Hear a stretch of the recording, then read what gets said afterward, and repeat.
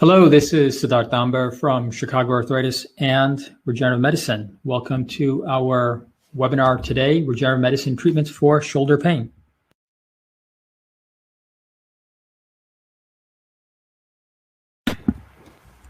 Hope everyone is doing well. What you will get from this webinar today, you'll learn about the best available non-surgical treatments for your shoulder pain, rotator cuff tendonitis, rotator cuff tendon tears, shoulder arthritis, shoulder injuries, including slap tears and labrum tears. In addition, you'll also learn about what is considered legitimate and not legitimate in the field of regenerative medicine, because that's important. You'll also learn about the 9 things your physician must know if they are an expert in regenerative medicine. And if you have questions, please go ahead and put them on chat.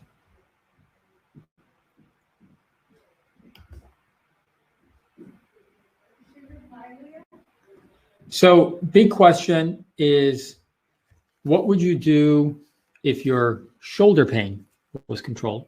How would your life improve? What exercise would you restart? What activities with family and friends would you participate in?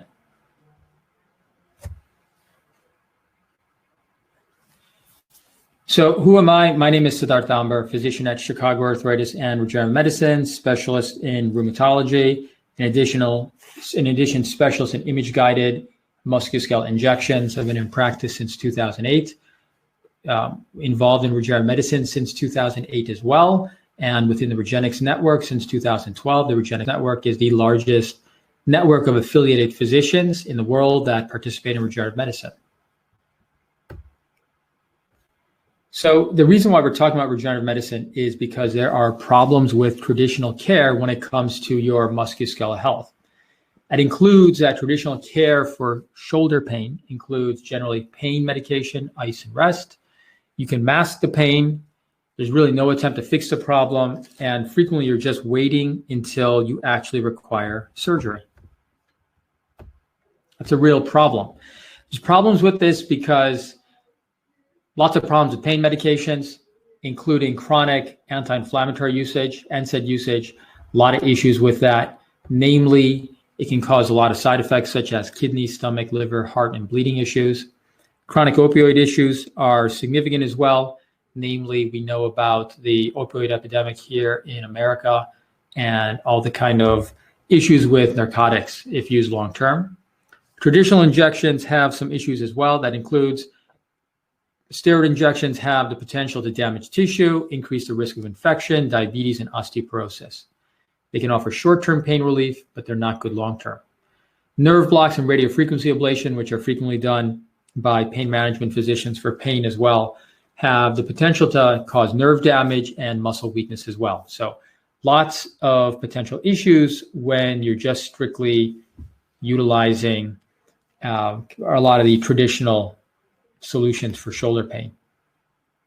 Other problems include, with surgery, significantly higher risk when it comes to bleeding, infection, tissue damage, general anesthesia risk, cardiac risk.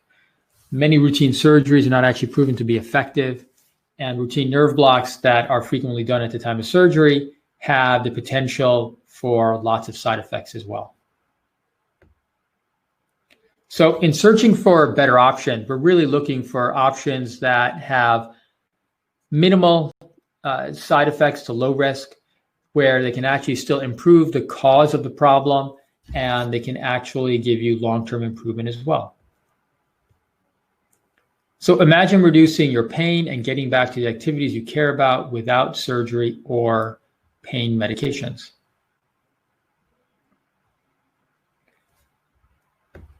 So regenerative medicine is the field of medicine where you utilize your body's own cells to treat musculoskeletal conditions, including arthritis, tendonitis, injuries, and back pain. It utilizes the normal healing process, namely that when you have an injury, you have an influx of cells and growth factors into that area, creates an inflammatory reaction, which then triggers that cellular healing process. Really classic example would be if you have a small cut over your finger, that you have platelets and growth factors that fill in the area, and then a slow progressive improvement in that wound or injury. The issues with that are that if you have areas or tissues that have poor blood flow, which include tendon, cartilage, ligaments, discs, labrum, and meniscus, that those do not heal very well. And so regenerative medicine is essentially, the goal is taking the cells that normally coordinate and create that healing process and to inject those into the tissue that's been damaged in order to help that poorly healing tissue to recover faster and more effectively. So why regenerative medicine? Regenerative medicine has the ability to help in the following ways: reducing pain, increasing function, treating the source of the problem, namely instability and inflammation. It's much lower risk than the alternatives, such as surgery, offering limited downtime post-treatment, minimal time off of work, minimal disruption of regular routine, minimal use of mobility tools such as crutches and braces, effective for the vast majority of musculoskeletal conditions. And really, for those of us who are very deeply involved in this, we feel that eventually 80% of traditional orthopedic surgery will eventually be managed by regenerative medicine.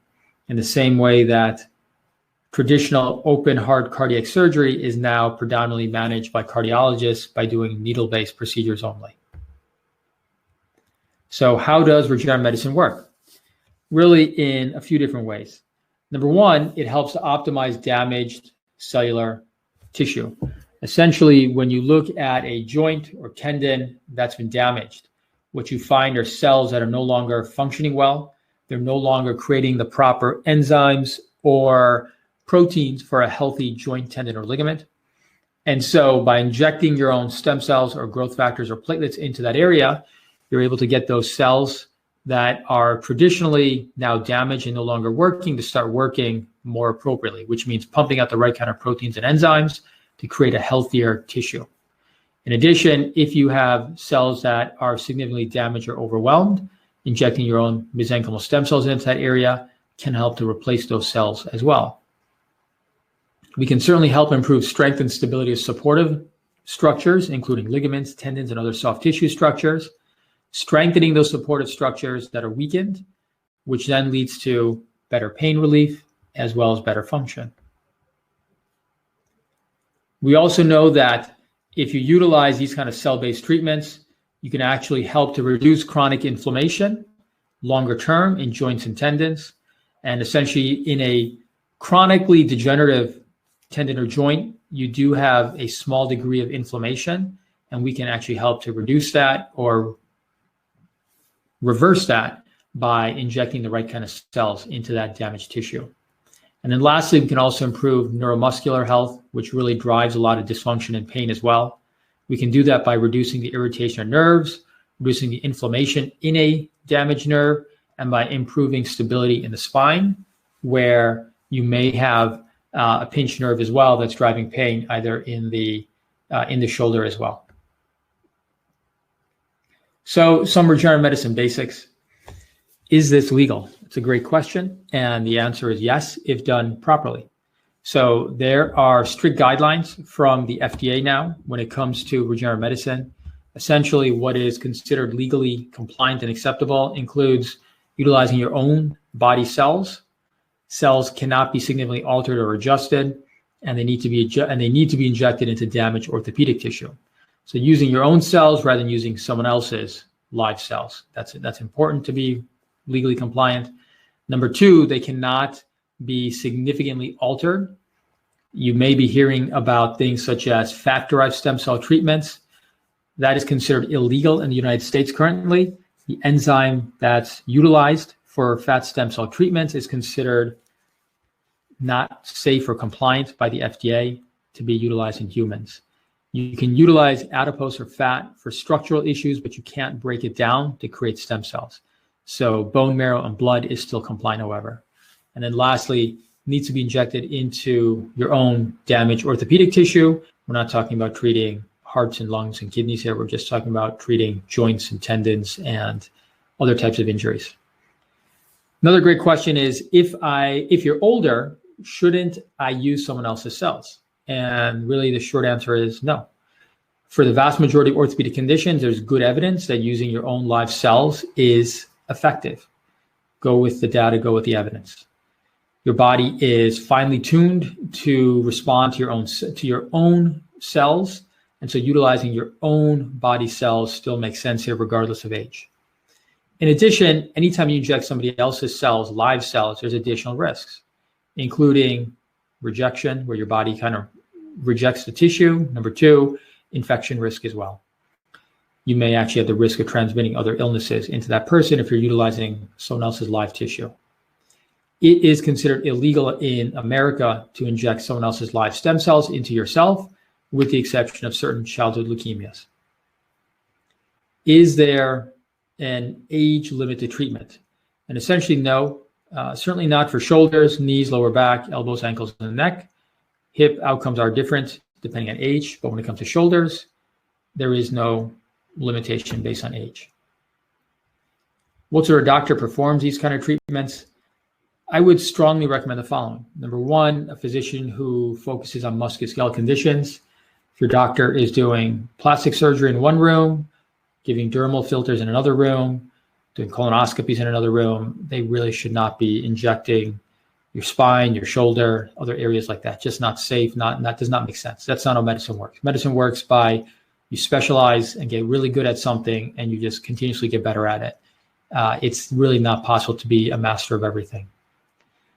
Should be a physician who's focused on non-surgical treatments for orthopedic conditions. There is a big difference in training and outlook and perspective from someone who's doing orthopedic surgery, where they focus on generally either replacing tissue or cutting out tissue, versus if you're coming from a non-surgical standpoint where you're trying to optimize and heal and improve what a situation is by utilizing someone's own cells and tissue. And I'll talk about a little bit later of what makes a proper regenerative medicine expert. So can these treatments help if I've already had surgery? Simple answer is yes, unless the joint has been replaced. But if you've had, let's say, rotator cuff repair, there's actually fairly good evidence from Philip Hernigue in France that after rotator cuff repair, injecting your own bone marrow-derived stem cells can help reduce the risk of re-tear in that rotator cuff tendon. So definitely. My general rules, if a patient needs to consider orthopedic surgery, is as much as possible, try to keep your own anatomy and tissue. Try to avoid surgeries that cut out tissue, that leaves the area more unstable. Always consider a regenerative medicine treatment option if you have been recommended surgery as well. So regenerative medicine concepts, I'll be talking about stability, prolotherapy, orthobiologics, and image-guided injections. Stability. Stability is a critical and important concept when it comes to musculoskeletal health. Essentially, biotensegrity is a concept that if you take a structural unit, let's say the shoulder, and if you take the individual units, put them under compression and under close approximation, you have a overall structure that's stronger than the individual units by themselves. So as an example, in the shoulder, you have quite a few different structures that work in coordination to create strength and control and range of motion. That includes the various rotator cuff tendons, the ligaments around the shoulder joint itself, and all the nerves that go around it as well, and the myofascial tissue. When these are healthy and in close approximation, they offer stability, range of motion, and strength. If even one of those layers has been damaged, it can throw that off. And so the concept of prolotherapy is injecting your own cells into those supportive layers to help improve structure and strength and stability. And you do that because if even one unit in that entire structure is damaged, by strengthening even that one unit, you'll get a healthier overall functional unit. So there's this concept of layers and depth of treatment, where if you have, let's say, a rotator cuff injury, if all you do is inject that one tendon and you don't address everything else that's driving that, whether that's the ligaments that are unstable, whether it's the AC joint that's been stressed out as well, you won't do as well as compared to treating all of those areas. These treatments take time. The overall healing process from a platelet treatment can be up to 6 months, and after a bone marrow stem cell treatment can be up to 1 year. That progressive strengthening takes time, and it does offer longer lasting results as well. Shoulder stability. So improving stability leads to improvement in pain and function. You treat all the layers involved in pathology, and that's what gives you a better outcome. So as an example, if someone has a rotator cuff injury, when we're injecting your own cells, we're treating not only the tendon that's been injured, but the ligaments as well that have been chronically strained and are leaving that tendon vulnerable to instability and damage. If you have arthritis in the glenohumeral joint or AC joint, again, treating not only the joint that's arthritic, but the ligaments, the rotator cuff, as well as any nerve-related issues that may be impacting stability as well. And if you have a labral tear, treating not only where the labrum is torn, but all the ligaments that have been chronically strained that are leading to stress in that labrum. Stability is huge when it comes to shoulder pain and treatment. OrthoBiologics are essentially the products, the biologic cells and tissues that we inject into damaged musculoskeletal tissue. Again, utilizing the body's own normal healing process, this is what helps you recover from an injury. You can use your own cells or someone else's cells, which we'll talk about in a moment. Again, you can only utilize your own living cells. You can utilize amniotic as well as umbilical cord fluid, which we'll talk about in a moment, and explain why that's not really a fully legitimate way to offer a regenerative medicine treatment. So platelets are really probably the first and foremost product that we use, platelet-rich plasma, platelet lysate. Essentially, after an injury, platelets recruit other cells and growth factors to assist in repair. This utilizes focused inflammation to help repair tissue damage. Platelet growth factors also help to stimulate your own local mesenchymal stem cells. So there's platelet-rich plasma, where we take a sample of your own blood, concentrate that into a very high concentration of your own platelets. There's platelet lysate, where we take those same platelets, crack them open, and just take the growth factors. The difference there is that platelet lysate kicks in immediately, while platelet-rich plasma takes about 7 days to kick in, the effectiveness. Both of these treatments basically help to stimulate your own mesenchymal stem cells, and they also help to strengthen any of the soft tissues that we inject as well. The preparation for this involves blood draw, centrifuge, kind of over multiple levels, and then concentrating it into what you want. The key here is that you want a very high concentration for joints, moderate concentration for tendons, and lower concentration for nerves and ligaments. If your physician doesn't have that kind of flexibility to alter your dosage based on what your condition is, you're not getting an ideal treatment. The picture on the right side shows platelet-rich plasma, which is on the left side, which is a yellow-orange color, where we've taken out all the red blood cells. That's less inflammatory, that's healthier for joints and tendons. And then we've got platelet-rich plasma on the right side, which still has the red blood cells, which is healthier for muscles. But you would not want to inject that into the joint because it's too inflammatory. If your physician doesn't have that kind of flexibility in terms of altering, again, what product is going to be injected into you, that's not the right way to do this. You should have that kind of specialization. So this is a case study of a man who has shoulder AC joint osteoarthritis, 35-year-old man with right shoulder pain. He's had significantly reduced exercise, difficulty doing overhead activity at work, and based on his examination, imaging, he has AC joint osteoarthritis. The AC joint is the joint on top of the shoulder. So in his case, he received platelet-rich plasma treatment into the right AC joint, the ligaments around that area as well, the inferior glenohumeral ligament and the superior glenohumeral ligament. His relief, and now he's roughly a year and a half out, is 80% pain relief. He's been able to get back to skydiving, which is something that he enjoys doing, and as well as working full-time, which includes overhead activity. So in this case, this is a picture of the AC joint. This is the top picture. This is the needle that's coming in, injecting into that AC joint. That's under ultrasound. It's an X-ray of that same picture. Again, there's the needle. There's a little bit of contrast in the AC joint. And that's how we confirm we're hitting the right area, how we're making sure we're getting cells into that right area as well. It's not a matter of guessing. It's a matter of being exact and specific every time. The next best-known orthobiologic are stem cells. It's the main cell that drives tissue repair and recovery after an injury. Again, when it comes to utilizing cells, you should be using your own cells. There are risks with using someone else's cells. Bone marrow-derived stem cells are legally compliant in the US. fat stem cells are not compliant due to the enzyme required to inject in there. You can use fat and adipose for structural support. It's not exactly a stem cell treatment, but it is still helpful in some cases.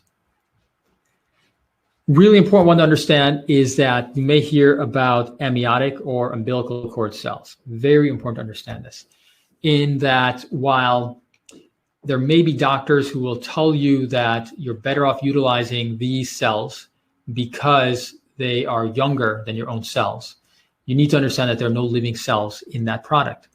The way that these cells are prepared, essentially after birth, the tissue is collected, umbilical cord or amniotic fluid. They are then processed in a manner where they go through gamma irradiation, they're freeze-dried and created into they're basically pulverized into a powdered form. They're then shipped in a vial to the physician's office where they can sit on the shelf for 18 to 24 months. When they need to be used, you then inject some saline or water into it and then rehydrate them and inject them. That process does not result in any living tissue. There are no live cells in that. Multiple organizations, third-party organizations have looked at that. There are no live cells in that, and thus injecting those, there's some effectiveness for growth factors, but there's no living cells, so it's not a stem cell treatment, and you need to be careful if that's what's being recommended to you. Your doctor may either not understand the science or what they're offering, or they may just not be giving you the best treatment possible. IV stem cells are something you may hear about in other countries as well. No proven benefit for orthopedic conditions. Stick with what is known and effective at this time, which is utilizing your own platelets and bone marrow derived cells. So this is a nice case of a gentleman, a 57-year-old man who has a full thickness rotator cuff tear. And he was treated with his own bone marrow derived stem cells and PRP. And he had actually a very good result in terms of, he went from, on the left side is before treatment, he had pain with overhead activity and at night. And that tear is circled here. That gap right here is a full thickness tear in the tendon. It's another view of that. That is painful, and that's very clearly what's causing his pain. This is 3 months post-treatment. His pain is dramatically better, able to sleep at night and continue to work. And now you can see there's just a dramatic improvement in where that gap was and where that tear was. And that is a great imaging result and something that is still possible even if you have a rotator cuff tear. It's another case study. This is a woman who is a recreational tennis player who had shoulder pain. She had a labral tear. She received her own bone marrow derived stem cells where we injected that into her shoulder labrum as well as ligaments around the shoulder. She is doing fantastic. She's roughly 75% improved and back to being able to play tennis again. This X-ray on the right shows the following. This is a needle within the shoulder, and you'll see a little triangular structure in there. That is the superior labrum. That's where her slap tear was. And then you'll also see the shoulder joint. That's right underneath that. And so she's had a great response because of that kind of thorough approach to treatment. So stem cell treatment outcomes. Understand that you can actually improve pain and function even in advanced cases. And that's because we can improve stability. In addition, we can improve inflammation. We can jumpstart cells that have been chronically damaged in a joint, tendon, or ligament or nerve tissue and get them to start functioning better. And as you get pain relief, we can also improve exercise tolerance, which then helps with strength and support of treated areas as well. Can we improve an X-ray or MRI image? I just showed an image of a tendon tear that got significantly better under ultrasound. If your rotator cuff tendon is severely torn, where the tendon is gapped and fully pulled away, where the muscle and the tendon has been pulled back to the bone, that requires surgery. Although even in that case, because there's such a significant high chance of re-tear post-surgery, you should consider getting your own bone marrow-derived stem cells injected at the same time, whether that's during surgery or post-surgery. It would be worthwhile to do that. So tendon tears can get better on imaging, but it's more about pain relief and functional improvement. If you have advanced arthritis, it's unlikely we're going to get an X-ray or MRI to look dramatically better, but symptoms will. Ligament tears, some of them can. If you have swelling in the joint, that can certainly get better as chronic inflammation reduces. And if you have bone damage, which is called avascular necrosis, if you catch it at an early enough stage, that can get better as well. Can we treat bone-on-bone arthritis? Or another way to say it is, can we treat conditions that are more advanced? So treatment of advanced, that should be shoulder joint arthritis, on average, still 70% improvement in pain. Again, understand that arthritis is a biologic condition that is treatable with orthobiologic treatment. There are some caveats to that. If you have more advanced arthritis, it's likely that bone marrow stem cells will do better than if you're just utilizing platelet-rich plasma. Your expectations still should be based on pain and functional improvement. Improving imaging is less likely. Okay, next issue is, what about image guidance to treat orthopedic injuries? If you talk to some of my colleagues who are a bit more experienced, a little bit older, they'll tell you that they can inject without requiring any sort of ultrasound or X-ray guidance. I do not have X-ray vision, and so I do require X-rays and ultrasound to get the right kind of result. And here's what I mean by that. So the image on the left is injecting into a rotator cuff tear. This is the needle. This is the rotator cuff that's being injected. That picture right there, where the needle is placed, is injecting into a tear in the tendon that is less than 1 millimeter in size. You cannot inject that blindly, meaning just palpating the skin. You really need to be able to see where you're injecting, and ultrasound allows that. This is again an example where I showed before about injecting into the labrum and into the shoulder joint. To inject the shoulder labrum, you really need to use a very high level of X-ray guidance skills. And so utilizing the tools that we have on hand, including image guidance, is how you can get a great result after treatment. So I'd mentioned that I'd give you some clues about figuring out if your physician is a regenerative medicine specialist. Number one, definitely they should be focused on only musculoskeletal issues, not dabbling in it. This should be their focus. They should be focused on non-surgical treatments. Again, if your surgeon is doing 95% surgeries and 5% this, you can get a sense for where their expertise and skill acquisition will be focused. It's likely not on the non-surgical end. They should really only offer you safe and effective treatments. So if your physician, I see this a lot in pain clinics, is offering you steroid injections, anti-inflammatory medications, or burning tissue as a form of pain relief, and then still saying that they're offering regenerative medicine treatment, they're not really practicing regenerative medicine adequately. In addition, your physician should understand candidacy ratings, meaning they should be able to tell you, are you a good, fair, or poor candidate? I find that a lot of times patients are told that they're poor candidates and their physicians are not aware of the evidence or the data, which is unfortunate because they're misguiding their patients. They may have the best intent in mind, but there may be a bit of ignorance in terms of what the evidence shows. Your physician should be collecting and publishing data. Nice aspect of being in the Regenetics network is that we are constantly collecting data in order to figure out what's working better and also putting that out for the general public to see.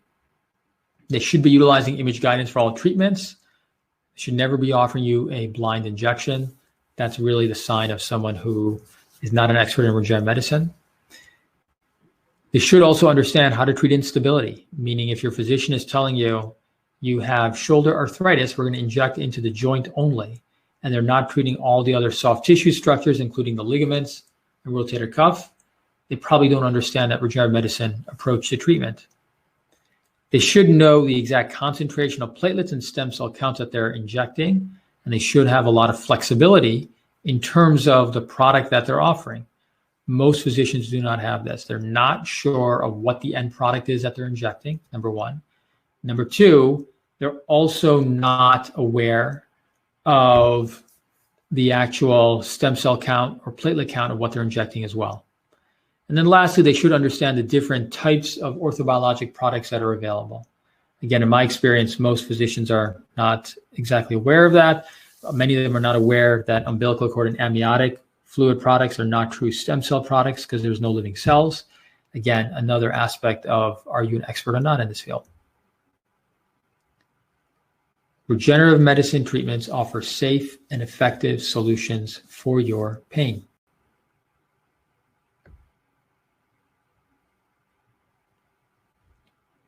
Wonderful. Is this too good to be true?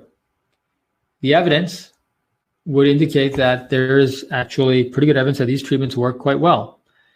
Dr. Philippe Hernegue from France is an orthopedic surgeon. He has data that goes back to the early 1990s. In the Regenetics Network, there's data that goes back to 2005. It's important to understand that while this is a rapidly developing field, it's not a new field. If your physician tells you that there's not enough evidence of what works and what doesn't work in regenerative medicine, they're not aware of the data. In my own personal experience, I've been doing this since 2008, and I can tell you that the field has grown dramatically since that time. And this is not a new field. It's newer, but it's not new. And there's definitely good data to help guide you in terms of whether or not you're a good candidate or an appropriate candidate for treatment. Also understand that there are definitely right and wrong ways to do this. I know of a number of patients who've been treated in ways where you realize that they didn't really get an ideal treatment protocol or approach, which is why they had a limited effectiveness of treatment. And lastly, you want to make sure your expectations are grounded in reality and evidence-based medicine so that you can get an appropriate result and so that you can make an appropriate decision as to your treatment. How long do results last? So Regenetics has data that goes up to 10 plus years now. Philippe Hernegue from France has data that goes to 20 plus years.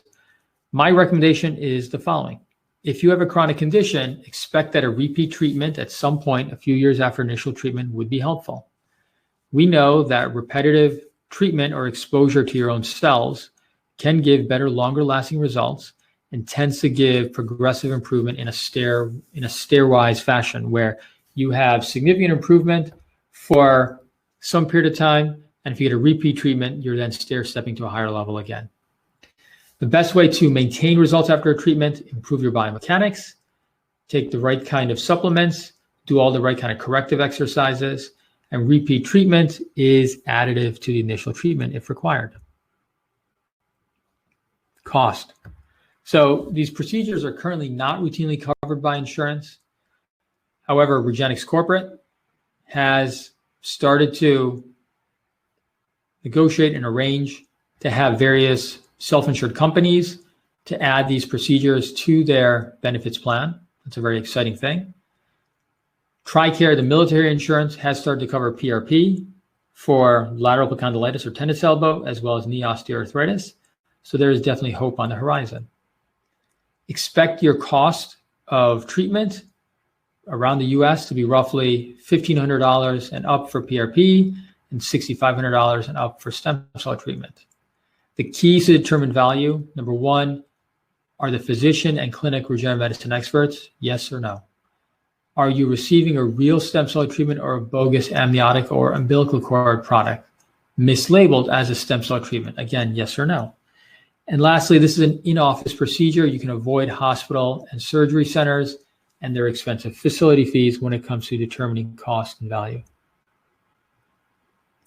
So here at Chicago Arthritis and Regenerative Medicine, our approach is that we're focused on non-surgical treatment for your arthritis, tendonitis, injuries, and back pain. Our evaluation focuses on inflammation, instability, asymmetry, neuromuscular issues. Generally, first line we correct with low-risk supplements and exercises. If that's not working, then we escalate to regenerative medicine treatment. utilizing really the highest quality products from your own body, a plan that is very specifically tailored for your own condition and needs, and a procedure approach and lab prep approach that focuses on what your particular issues are, and delivery of cells utilizing the highest level of image guidance so that we're making sure we're always hitting the correct area that needs to be treated. How do I get evaluated? So if you're on the webinar, you'll see pop up on the right a quick and easy way to schedule. There we go. If you're watching this on replay or watching this on one of our social channels, you can always email us as well at chicagoarthritis.com, where we can help out with any questions that you have. We can also assist in scheduling or helping you to learn more about your condition.